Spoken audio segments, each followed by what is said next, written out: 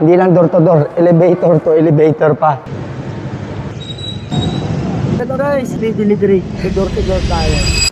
So hello guys, good morning. And ako nga pala si John, yung dakilang tindero at dakilang tagapamalengke sa yung bahay dito lang sa Suki Grocer. Ito yung isa sa nag-checkout sa ating kagabi, sa ating live selling po. At syempre, umabot naman din siya bago mag-cut off, magdi-deliver tayo ngayon. Meron tayo dito ng bigas, fresh at dry.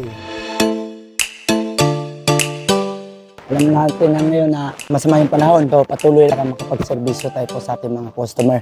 Hindi na po kailangan lumabas ng bahay para makipagsapalaran sa sama ng panahon. Dito na tayo ngayon guys sa location nating customer. So tinatawagan natin ngayon yung ating customer. Ayun, wala pa rin. So ngayon, puntahan na natin. Guys, dito tayo ngayon sa elevator. Dahil di natin matawagan si ma'am, pupuntahan natin. Clinic yung pupuntahan natin. Pero may nakita tayong kape. Kalibre kape to. Tama-tama. Naulan pa naman. Ito na guys. Ito na guys. Ma'am, good morning ma'am. Ito na po yung ma'am yung delivery niyo po. No? Yung kagabi na in-order niyo po sa ating live bago po mag-cut off. So ma'am, hingi na sana kami ng feedback. Okay naman. Gusto ko yung ninyo ha, service ha. Before nag-order yung husband ko, okay na okay. Kaya nag-order ako ulit. Then ulit.